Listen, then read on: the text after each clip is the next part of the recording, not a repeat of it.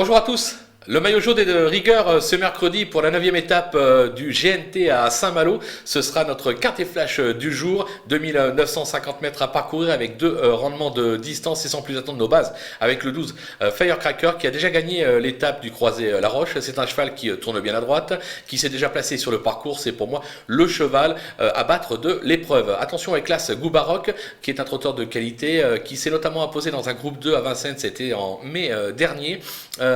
Il s'est placé également lors de son unique tentative sur la piste de Saint-Malo. Je m'en méfie. Le 2, Enzo Dessart, qui vient de peaufiner sa forme sur l'herbe de Bernay. Il affiche 100% de réussite dans cette catégorie. 2 victoires, 4 accessites. Il s'est lui aussi déjà placé sur le parcours du jour. Attention à lui. Les opposants avec le numéro 7, Crack Money, qui est tout simplement le leader actuel de ce GNT 2021, avec déjà 2 succès, un à Laval, l'autre à Morte de Bretagne, et une récente deuxième place au Sable d'Olonne. Certes, il doit rendre 25 mètres, mais je pense que sur sa lancée, il est encore capable de faire des étincelles. Le numéro 15, Bugsy Malone, qui a quelque peu déçu dernièrement sur l'hippodrome de Vichy, mais ça reste un trotteur de grande classe. Il a déjà rendu 50 mètres victorieusement par le passé sur d'autres pistes, notamment l'hippodrome de Caen, de mémoire. On ne peut pas l'écarter, surtout qu'il est mis en mode course, comme l'indique Philippe Allaire, son entraîneur. Le numéro 3, Dame d'Enfer, qui se montre plutôt appliquée cette année. Elle excelle corde à droite et bénéficie d'un superbe engagement en tête. Il va falloir compter avec elle. Sans surprise, le coup de poker, ce sera le numéro 8, Flèche du Yucca. Le dernier coup, elle a été emmurée vivante sur l'hippodrome de Cabot alors qu'elle possédait d'incontestables ressources.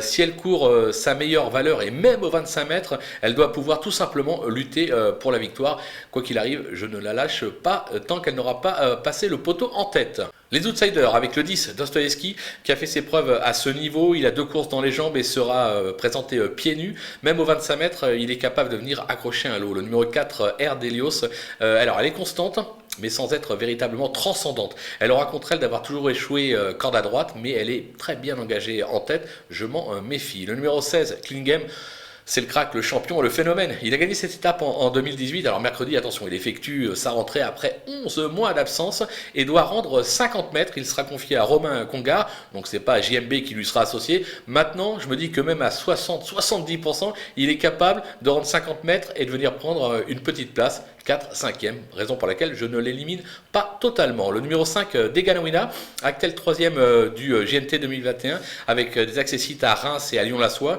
Il s'est bien comporté dernièrement sur l'hippodrome de Vichy. Maintenant, aux 25 mètres, ça se complique un petit peu pour lui, raison pour laquelle je le mets un peu plus bas dans ma sélection. Et enfin, le numéro 6, Badjulerie, qui a prouvé lors de sa 4e place acquise dans le GNT à Toulouse qu'il était toujours compétitif à 10 ans.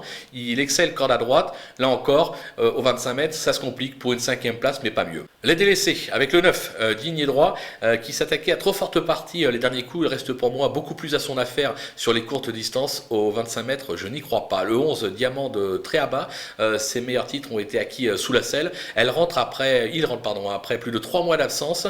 Et aux 25 mètres, je pense que ça peaufine sa forme pour un engagement le 28 août prochain sur l'hippodrome de Vincennes. Le numéro 13, Blues des Landiers. Le cheval est vieillissant et les combats, surtout aux 50 mètres, deviennent vraiment compliqués pour lui. Il y a bien meilleur au départ, je pense, raison pour laquelle je ne le garde pas. Et on conclut avec le 14, Étoile de Bruyère, qui fait partie des meilleurs juments sous la selle, notamment 3e du dernier prix de Cornulier. Elle effectue ici une rentrée.